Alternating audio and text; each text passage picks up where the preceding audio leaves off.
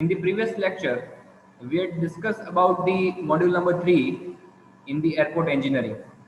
And now we are going to discuss our next module, which is module number 4, taxiway design.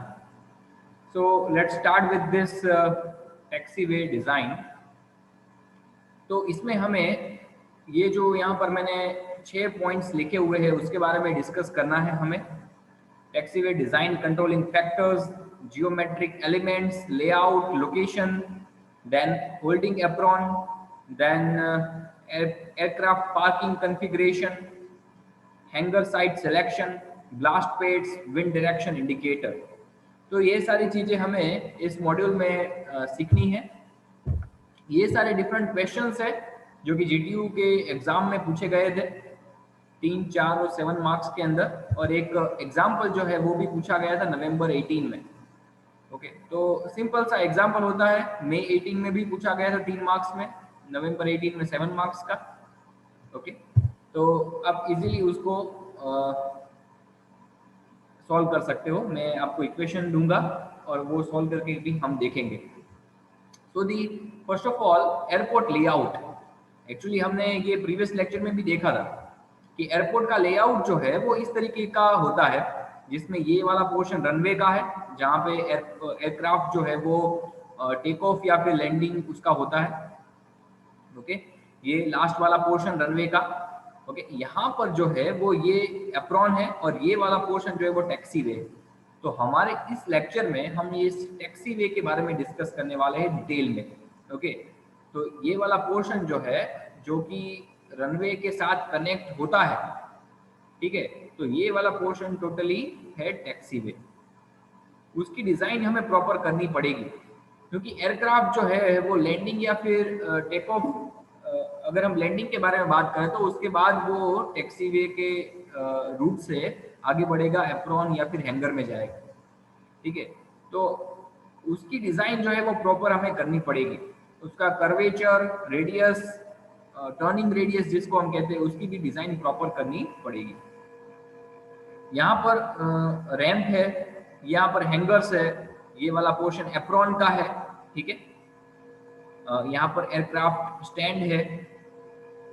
तो इन सारी चीजों के बारे में हमें पता होना चाहिए. ये है एयरपोर्ट टर्मिनल, ये पार्किंग है, मेंटेनेंस वर्क यहाँ पर होता है हैंगर्स में और उनका भी कंपार्टमेंट होता है. ये रेलवे स्टेशन है. ठीक है, तो ये पूरा एयरपोर्ट का लेआउट है वो हमें याद रखना है. ठीक है, फिगर ड्रॉ भी करनी है ताकि आपको एग्जाम में पूछी जाए तो वो आप ड्रॉ कर सको. तो ये हो गया एयरपोर्ट का लेआउट. तो टैक्सी वे जो है उसके ऊपर अगर हम फोकस करें तो उसके जो डिफरेंट ये हाईलाइट हो रहे हैं, अप्रॉन है, टैक्सी वे, रनवे. ठीक है, तो यहाँ पर आपको पता चल रहा है कि 8 नंबर पे एमिंग पॉइंट है, 7 नंबर पे टच डाउन जोन है जहाँ पर एयरक्राफ्ट जो है वो रनवे को टच करता है. ठीक है, थ्रेशोल्ड है 9 नंबर पे, जो कि लास्ट पोर्शन होता है रनवे का, उसको हम थ्रेशोल्ड कहते हैं. ठीक है, तो ये प्रॉपर टैक्सी वे जो है उसकी डिजाइन हमें करनी है और उसके जो कंट्रोलिंग फैक्टर्स है, ठीक है, उसके बारे में अगर हम बात करें. So what are the different functions of taxiway, ये भी एक क्वेश्चन पूछा गया है एग्जाम में. So it provides access to the aircraft from the runway to the loading apron और सर्विस हैंगर एंड बैक.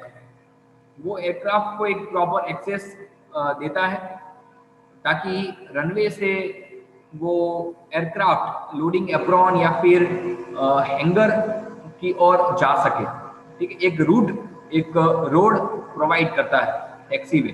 ठीक है, तो different factors that controlling taxiway layout. Taxiway का लेआउट जो है वो हमें प्रॉपर बनाना पड़ेगा, उसका मतलब ये हुआ. ठीक है, तो वो जो हम टैक्सी वे का लेआउट की अगर हम बात करें तो उसकी डिफरेंट फैक्टर्स है कि कौन कौन से फैक्टर्स को हमें ध्यान में रख के प्रॉपर टैक्सी वे का लेआउट जो है वो फिक्स करना होता है. तो उसमें नंबर 1 है taxiway so arrange that it do not interfere with the aircraft taking for take off. ठीक है, वो कहीं पे भी इंटरफियरेंस नहीं पहुंचाना चाहिए, क्योंकि टैक्सीवे से अगर हम आगे देखें तो एयरक्राफ्ट का रनवे होता है, ठीक है। तो वो रनवे से जब टेक ऑफ करता है एयरक्राफ्ट, ठीक है, तो कहीं ना कहीं डिस्टरबेंस टैक्सीवे की वजह से हो सकता है, तो वो ना होना चाहिए। At busy airport, taxiway should be located at various points along the runway so that landing aircraft leaves the runway as early as possible. Such taxiway are called exit taxiway. जो भी एयरक्राफ्ट है वो runway पे आएगा, ठीक है, landing करने के बाद, और रनवे से उसको जाना पड़ेगा उसके जो एप्रॉन एरिया है या फिर हैंगर पे, ठीक है, तो वो जल्दी से जल्दी वहां से निकल जाए, वो ही अच्छा होगा, क्योंकि बहुत सारी फ्लाइट्स जो है वो आती होगी, ठीक है, या फिर टेक ऑफ करती होगी, क्योंकि जहाँ पे बिजी एयरपोर्ट है वहां पर तो इतना ट्रैफिक रहेगा ही कि कुछ आती होंगी या फिर कुछ जो है वो टेक ऑफ करती होगी फ्लाइट्स, ठीक है। तो वहां पर जो है एग्जिट टैक्सीवे होता है, तो वो उसकी डिजाइन हमें प्रॉपर करनी चाहिए, ठीक है। Intersection of taxiway and runway should be avoided. Taxiway और रनवे का इंटरसेक्शन नहीं होना चाहिए कहीं पे भी, वरना एक्सीडेंट हो सकता है, ठीक है। तो वो भी हमें ध्यान रखना चाहिए। चौथा है route of taxiway should be shortest from apron to runway. Apron से लेकर जो रनवे है वहां का रूट जो है वो शॉर्टेस्ट होना चाहिए, ताकि इजीली वहां से जो प्लेन है एयरक्राफ्ट है वो निकल पाए, जल्दी निकल पाए, टाइम बचे। पांचवा है exit taxiway should B design for high turn off speed, this will reduce runway occupancy time. Exit taxiway जहां से निकलना है एयरक्राफ्ट को, ठीक है, और तो वो उसकी जो स्पीड है वहां पर हाई टर्न ऑफ स्पीड हम डिजाइन कर सके, जल्दी से जल्दी वहां से एयरक्राफ्ट निकल पाए।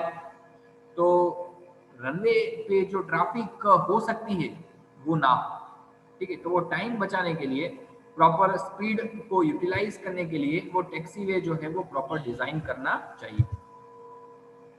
तो geometric design standard of taxiway, ये डिफरेंट जियोमेट्रिक डिजाइन स्टैंडर्ड्स है जिसको हमें प्रॉपर डिजाइन करना चाहिए, एलिमेंट्स को प्रॉपर डिजाइन करना चाहिए। So geometric design is a function of speed. As speed of aircraft on runway is much lower than the runway, so design standards are not rigid. ठीक है, design standard में थोड़ा बहुत हम बदलाव कर सके, इस तरह का फ्लेक्सिबल होना चाहिए, क्योंकि जो एयरक्राफ्ट की स्पीड है, ठीक है, वो रनवे पे कैसी होगी, और ठीक है वहां से निकल टैक्सीवे से निकलते समय कैसी होगी, वो सब पैरामीटर्स हमें ध्यान में रखने होते हैं। तो एलिमेंट्स जैसे कि length of taxiway, width of taxiway, width of safety area, longitudinal gradients, transverse gradients, rate of change of longitudinal gradients, side distance, turning radius, ठीक है, इन सारी चीजों के बारे में हमें प्रॉपर क्राइटेरिया फिक्स करना पड़ेगा, जो कि ICAO ने डिजाइन किया है, ठीक है, प्रॉपर उसकी डिजाइन जो है वो की गई है। तो वो हमें ध्यान में रखना होगा कि length and width of taxiway, so length minimum age possible, okay, जो कि ICAO ने डिजाइन स्पेसिफाई नहीं किया है, मगर वो जितनी कम हो वो ज्यादा है, अच्छी बात है, क्योंकि वहां से जल्दी वो एयरक्राफ्ट निकल पाए। Width, transverse and longitudinal grade specified as per the class of airport, जो ICAO ने डिजाइन किया है, इंटरनेशनल एयरपोर्ट अथॉरिटी जो है वो उन्होंने ये डिजाइन किया है कि भाई टैक्सीवे की विड्थ कैसी होनी चाहिए, कितनी होनी चाहिए, मैक्सिमम लॉन्गिट्यूडिनल ग्रेडियंट कितना होना चाहिए वो रोड सरफेस का, मैक्सिमम ट्रांसवर्स ग्रेडियंट कितना होना चाहिए, ठीक है, सेफ्टी एरिया विड्थ कितनी होनी चाहिए। तो वो सब as per the classification of airport उन्होंने डिजाइन किया गया, डिजाइन की हुई है, और सब क्राइटेरिया जो है वो फिक्स किए गए हैं ICAO द्वारा,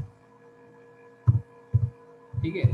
तो टैक्सीवे का अगर हम क्रॉस सेक्शन देखें यहाँ पर, तो आप इजीली देख सकते हो कि 1.5% मैक्सिमम जो है वो कैम्बर हम दोनों साइड दे सकते हैं टैक्सीवे में। उसकी विड्थ जो है वो 22.5 मीटर रख सकते हैं मैक्सिमम, ओके। शोल्डर जो है वो उसके ऊपर भी हम ग्रेडियंट दे सकते हैं, 2% मैक्सिमम, 5% मैक्सिमम, 5%, 2%। ठीक है, तो इस तरह का ग्रेडियंट जो है वो शोल्डर एरिया पर भी हमें रखना चाहिए। ठीक है, ये वेरिएबल है शोल्डर का जो विड्थ है वो। Okay, तो ये है cross section. So the speed of aircraft much lesser, so side distance required very small.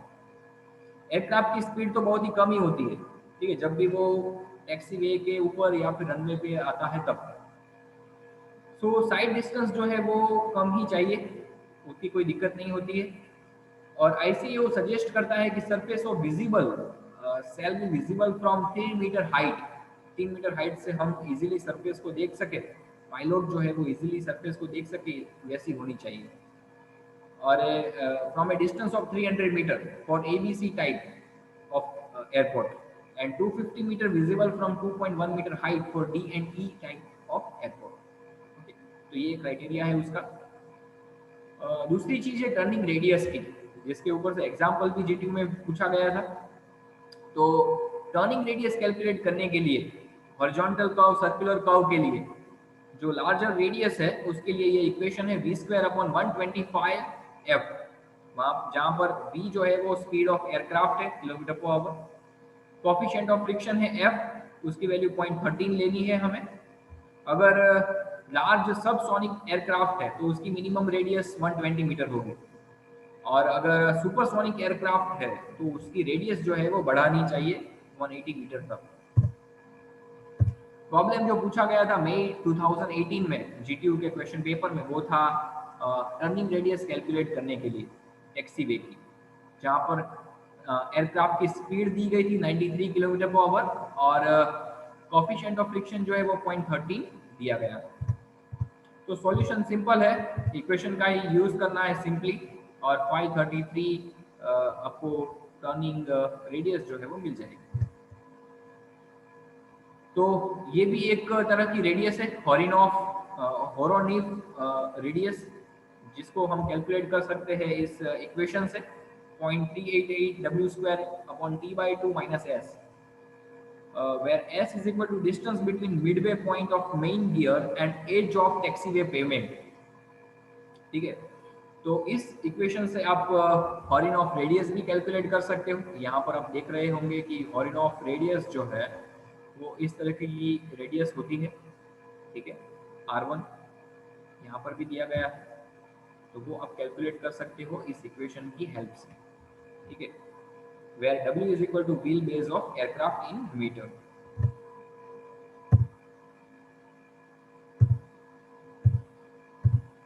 तो ये दूसरा प्रॉब्लम भी पूछा गया था जो कि टर्निंग रेडियस के ऊपर ही था। ठीक है, सिंपल है, आप इजीली कैलकुलेट कर पाओगे। व्हील बेस दिया हुआ है, trade off main loading gear दिया हुआ है, तो स्पीड ऑफ एयरक्राफ्ट भी दिया हुआ है, पेमेंट विड्थ दी गई है, कोफिशिएंट ऑफ फ्रिक्शन 0.13 है। ठीक है, नहीं दिया गया तो भी आपको याद रखना है कि coefficient of friction F is equal to 0.13। तो S की वैल्यू जो हमने बताई थी वो इस तरीके से हम कैलकुलेट कर सकते हैं, 6 + 6/2, फिक्स वैल्यू है 6। ठीक है, और trade off main loading gear आप दिया गया है 6 मीटर, तो उसका डिवाइडेड बाय 2 आप कर दीजिए, तो आंसर मिल जाएगा, एस वैल्यू मिल जाएगी। टर्निंग रेडियस 154 मीटर होगी, और होरोनिफ इक्वेशन के हिसाब से टर्निंग रेडियस जो है वो होगी 155.5 मीटर। तो नियर अबाउट सिमिलर ही है। ठीक है, 1 मीटर 1.5 मीटर का डिफरेंस आ रहा है। तो उसमें से जो हाईएस्ट वैल्यू है उसको कंसीडर करके चलना चाहिए, सेफ साइड 155.5 मीटर, जो कि होरिनॉफ इक्वेशन से हमें मिला हुआ है। तो इस तरीके से बहुत सारे इक्वेशंस हम सॉल्व कर सकते हैं। सिंपल इक्वेशन का ही यूज करना है हमें, जो प्रीवियस स्लाइड में हमने किया, कुछ नया नहीं है इसमें। ठीक है, आप देख रहे होंगे जो इक्वेशन है वो हम सॉल्व कर रहे हैं।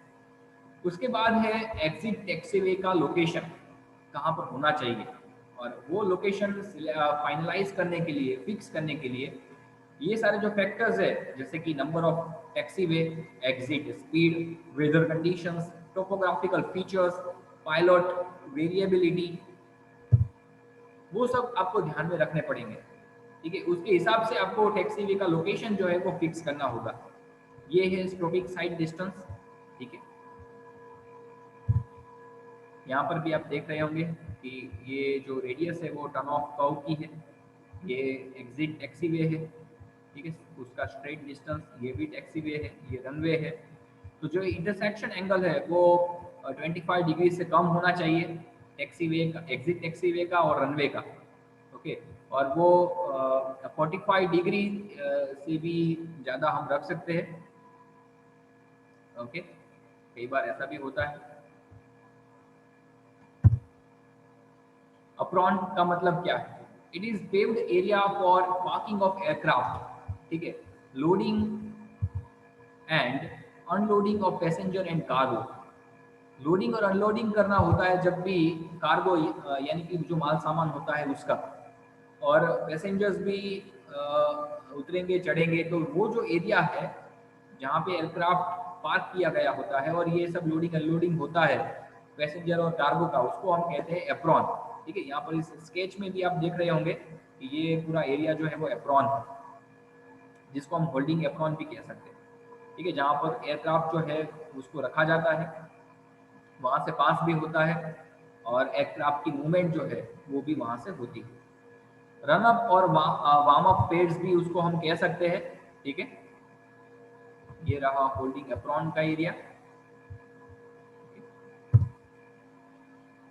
तो now in this case of smaller airport, the air traffic may be sufficient, may not be sufficient to justify the construction of parallel runways। ठीक है, पैरेलल रनवेज हम ना भी बनाए तो भी चलता है जहाँ पर स्मॉलर एयरपोर्ट्स है, हैवी ट्रैफिक नहीं है वहाँ पर।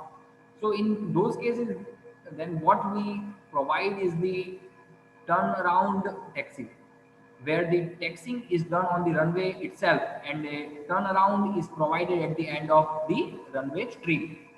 वहाँ पर ऐसी टर्न अराउंड टैक्सीवे प्रोवाइड की जाती है। So that is the condition which is termed as the turnaround taxiway. This also serve the purpose of holding apron। तो ये जो turn around taxiway smaller airport पे हम जब बनाते हैं तो उसको हम होल्डिंग एप्रॉन भी कह सकते हैं। ओके, तो इस तरीके का होल्डिंग एप्रॉन जो है वो भी यूज किया जा सकता है। ठीक है, ये पूरा टैक्सीवे है और ये जो है एयरक्राफ्ट जो है वो मूव हो रहा है। ठीक है, टैक्सीवे से निकल के रनवे पे आ रहा है। ये पूरा एयरपोर्ट का लेआउट फिर से यहाँ पर बताया गया है ताकि आपको याद आ जाए कि एप्रॉन क्या है, टर्मिनल एरिया क्या है, टैक्सीवे क्या है। ठीक है, ये सारे पॉइंट्स को आपको फिर से याद आ जाए उसके लिए ये दिया गया है।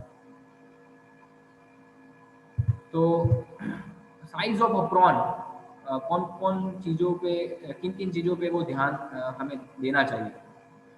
The size of loading area required for each aircraft, this area is also known as gate position। Okay, तो जो लोडिंग एरिया की साइज है उसको भी ध्यान में लेना चाहिए क्योंकि वो एयरक्राफ्ट के लिए वो बहुत ही इंपॉर्टेंट है। तो उसको हम गेट पोजीशन भी कह सकते हैं। तो इतने कितने हमें गेट पोजीशन रखने हैं, पार्किंग सिस्टम को भी ध्यान में रखना पड़ेगा हमें। ठीक है, nose in, angle nose out, angle nose out, parallel. ठीक है, ये सारी जो पोजीशन होती है टर्मिनल बिल्डिंग के पास में, उन सभी चीज़ों के बारे में हमें ध्यान में रखना पड़ेगा क्योंकि एयरक्राफ्ट जो है वो इस तरीके की अरेंजमेंट में वो वहाँ पर पार्क किए जाएंगे। ओके, तो ये पूरी कॉन्फ़िगरेशन है एयरक्राफ्ट पार्किंग की। So aircraft can be grouped adjacent to terminal building in following ways: frontal system, open apron system, finger system और satellite system। ये सारे सिस्टम्स है, उस तरीके से ये एयरक्राफ्ट जो है वो पार्क किए जाएंगे। एयरक्राफ्ट पार्किंग सिस्टम है पूरी ये। फ्रंटल सिस्टम और ओपन एप्रॉन सिस्टम के बारे में अगर हम बात करें तो ये देख रहे हैं कि ये फ्रंटल सिस्टम है। ठीक है, फ्रंट साइड पे टर्मिनल बिल्डिंग के फ्रंट साइड में एयरक्राफ्ट जो है वो पार्क किए गए हैं। ये ओपन एप्रॉन सिस्टम है। ठीक है, इससे बहुत सारे एयरक्राफ्ट जो है वो लाइन में पार्क किए जाएंगे टर्मिनल बिल्डिंग के पास। तो ये हो गया open apron system. Finger system ये जो है वो टी शेप में भी हो सकता है, ये वाई शेप में भी हो सकता है, स्ट्रेट पोजीशन में भी एयरक्राफ्ट पार्क किए जा सकते हैं फिंगर सिस्टम में। ओके, ये एक सैटेलाइट सिस्टम है। ठीक है, तो सभी सेपरेट बहुत सारे ऐसे एयरक्राफ्ट, चार एयरक्राफ्ट की अगर हम ग्रुप करे तो उन सभी को अलग अलग जगह पर पार्क किया जाता है। तो ये होगी सैटेलाइट सिस्टम। ठीक है, यहाँ पर भी हम देख रहे हैं ये सैटेलाइट सिस्टम है। ठीक है, ऐसे बहुत सारे बिजी एयरपोर्ट पे इस तरीके की फैसिलिटी जो है वो पार्किंग की प्रोवाइड की जाती है, जिसको हम सैटेलाइट सिस्टम कहते हैं। ओके, तो नेक्स्ट लेक्चर में हम आगे बढ़ेंगे हैंगर से। Okay, thank you.